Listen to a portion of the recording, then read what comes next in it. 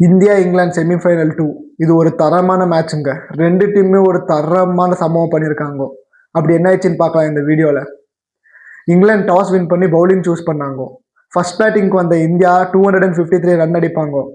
இந்த ரன்னெல்லாம் எப்படா இங்கிலாந்து சேஸ் பண்ண போகிறாங்கன்னு நான் நினச்சேன். 200 ரூல்லே பொட்டலாம் ஆயிடுவாங்கன்னு நான் நினச்சேன். பார்த்தா இங்கிலாந்து 246 வரைக்கும் அடிப்பாங்கங்க. அதுக்கு தகுந்த மாதிரி தான் இங்கிலாண்டோட பேட்டிங்கும் இருந்துச்சு. பேட்டிங் கொலாப்ஸ் ஸ்டார்டிங்ல 4 விக்கெட் விட்டாங்க. ஜாஸ் பட்லரு இந்த வேர்ல்டு கப்பில் ஃபார்ம்லே இல்லை.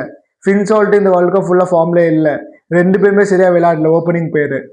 அதுக்கப்புறம் பார்த்தா ஜாக்கப் பெத்தல் வில் ஜாக்ஸோட பார்ட்னர்ஷிப் தான் வந்துட்டு மேட்சை வந்துட்டு 240 மேலே வரைக்கும் கொண்டு போயிடுச்சு. இந்த சேஸில் 20வது ஓவர் வரைக்கும் போடுறதுக்கு காரணமே ஜாக்கப் பெத்தலோட பேட்டிங் தான். அவர் ஒரு செஞ்சுரி போடுவார். இந்த மேட்ச்சில் நம்ம வின் பண்ணது காரணம் யாருன்னா ஜஸ்பிரீத் பூம்ராவோட பவுலிங் தான். 18வது ஓவரில் வெறும் 6 ரன் தான் தருவார். நெக்ஸ்ட் அதுக்கப்புறம் வந்து ஹர்திக் பாண்டியா 19வது ஓவரில் ஒரு 9-10 ரன் கொடுப்பாரு. அதுக்கப்புறம் கடைசி ஓவருக்கு 30 ரன் தேவைப்பட்டுச்சு. சிவம் துபே வருவார். ஃபர்ஸ்ட் 2 பால் ஸ்லோ யார்கர் போடுவார். அதுக்கப்புறமா வந்து 2-3 சிக்ஸ் அடிச்சிருவாங்க.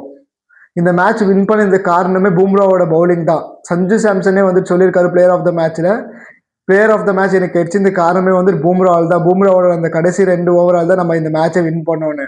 அப்படியே நீங்கள் இந்தியா பேட்டிங்க்கு வந்தீங்கன்னா சஞ்சு சாம்சன் என்னமா ஃபார்ம்ல இருக்காரு இந்த மனுஷன். The man in form. Quarter final மேட்ச்ல வந்துட்டு 97 நாக்கு. இப்போ செமிஃபைனல் மேட்ச்ல வந்துட்டு 89 அவுட்டு. அவர் நினச்சிருந்தா ஈஸியாக ஒரு செஞ்சுரி போட்டிருக்கலாம். 13வது ஓவரை தான் அவுட் ஆனாரு. இதுல என்னன்னா England captain Harry Brook Sanju சாம்சனோட கேட்ச் மிஸ் பண்ணிட்டாங்க. 3வது ஓவரில் ஜாஃப்ரா ஆர்ச்சர் போட்ட பால்ல ஸ்ட்ரெயிட்டாக வந்து ஒரு அல்வா கேட்சை Sanju Samson the captain Harry Brook miss பண்ணிட்டாருங்க.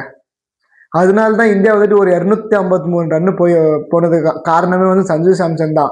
ஓப்பனிங்கில் அந்த மாதிரி ஒரு எக்ஸ்ப்ளோசிவ் பேட்டிங் கொடுத்தா எந்த டீம் தான் 250 மேலே அடிக்காமல் இருப்பாங்க வான்கடே மாதிரி ஸ்டேடியமில். அதுக்கப்புறமா வந்த ஹர்திக் பாண்டியாவும் நல்லா விளையாடினாரு. 19th ஓவரில் திலக் வர்மா ஒரு 3 சிக்ஸ் அடிப்பார் ஜாஃப்ரா ஆர்ச்சரை. இங்கிலாந்து பவுலிங்கில் யார் நல்லா போட்டோன்னா புவரஸ்ட் பவுலிங்னா வந்துட்டு புவர் பவுலிங்னா சாம் கரன் பேசினார். அவரு சைலன்ஸ் பண்ண போறேன்னு க்ரௌட அவரை சைலன்ஸ் பண்ணிட்டாங்க. பார்த்தா 4 ஓவரில் ஆஃப் செஞ்சுரி அடிக்கிறாரு பவுலிங்கில். நெக்ஸ்ட் ஜாஃப்ரா ஆர்ச்சர் அவள் 4 ஓவரில் ஆஃப் செஞ்சுரி. நல்லா போட்ட பவுலர்னா வில் ஜாக்ஸ். பேட்டிங்லேயும் நல்லா விளையாடினாரு, பவுலிங்லேயும் 2 விக்கெட் எடுத்தாரு. எக்கனாமிக்காகவும் இருந்தார். இந்தியன் டீம் பவுலிங்கில் வந்துட்டு வருண் சக்கரவர்த்தி என்ன வாங்கினாரு தெரியுமா? Mystery spinner, number 1 ஸ்பின்னர்னு நினச்சிருந்தோம். இந்த மேட்ச்ல வருண் சக்கரவர்த்தியை பிரித்து எடுத்துட்டாரு அந்த ஜாக்கப் பெத்தோல்.